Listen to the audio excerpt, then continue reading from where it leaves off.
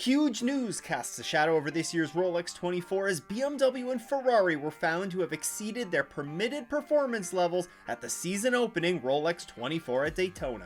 As a result, both manufacturers have lost all of their manufacturer points that they got during the race, and yet the results of the race remain unchanged, with Ferrari still keeping their GTD Pro win. So what does this all mean? Here's everything we know so far. First of all, let's clear the air.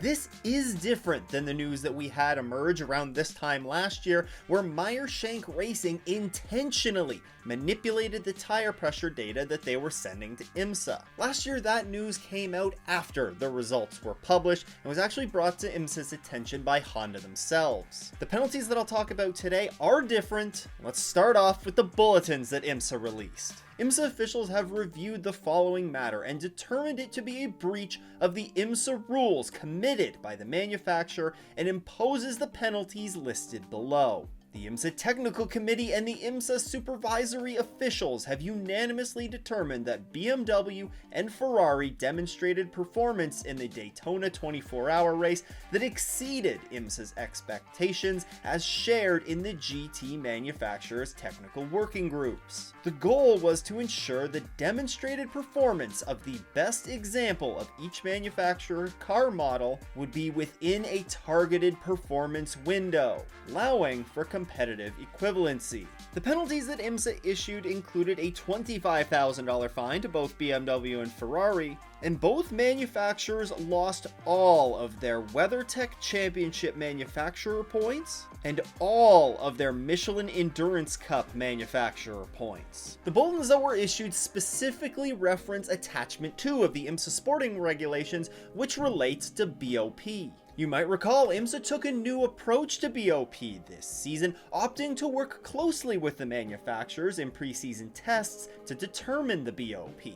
All of this was done in order to meet IMSA's goals, which are laid out in the sporting regulations as ensuring the demonstrated performance of the best example of each manufacturer's car model is within a targeted performance window that allows for competitive equivalency, and to enable each manufacturer an opportunity to compete and market the automotive architecture that is representative of their brand. So basically, they want each manufacturer to have their most competitive effort out there and to compete on a level playing field against all the other manufacturers. Now, after reading all that, there are some things that are pretty clear.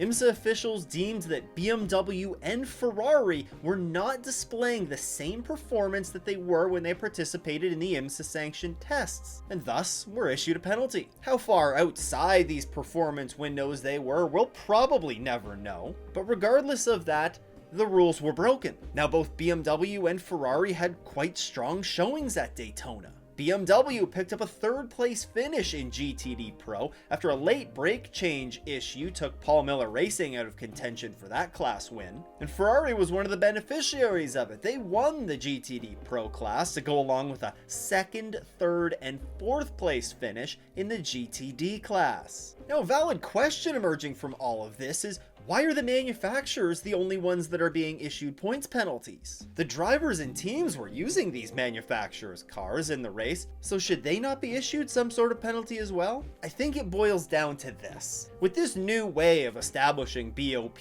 that IMSA introduced, manufacturers nominate a team and drivers to operate a car during this test. During this whole process, IMSA works very closely with the manufacturers to establish and agree on what these performance windows are for each car. And they've done this in a very open and transparent manner. Now, it appears that IMSA views this as something that the manufacturers did. Perhaps it wasn't being completely honest about their true pace during these tests, or flat out sandbagging. But based on this ruling and the fact that team points and driver points were not included in the list of penalties, it appears that IMSA thinks that maybe the teams and drivers shouldn't be affected by their manufacturer's decisions. Again, this isn't being said anywhere by IMSA, but it's just how I'm interpreting this. Now, of course, there's a huge argument here that, never mind the teams and drivers of those manufacturers being treated unfairly,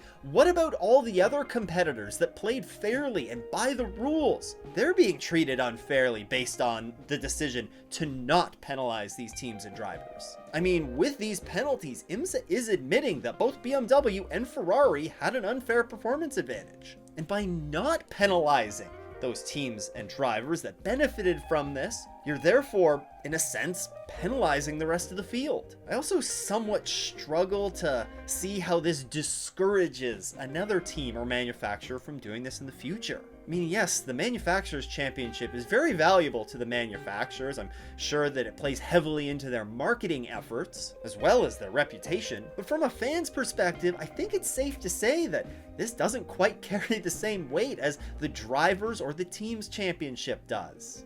While I remain hopeful that we'll get some sort of explanation as to why only the manufacturer's championship is being affected with these penalties, I'm certainly not holding my breath waiting for a statement to be released. What do you think of all this though, and how do you think this affects the overall season championship? Let me know down in the comments. Now, in light of this news, it makes me look like a bit of a goof, where in this video I talked about the championship favorites coming out of Daytona, and specifically how good Ferrari looked. Huge shout out to all of the Patreon supporters. If you too want to support the show, then you can head to patreon.com/offinthes. Once again though, thanks for tuning in. I hope everyone has a great race weekend and doesn't go off in the S's.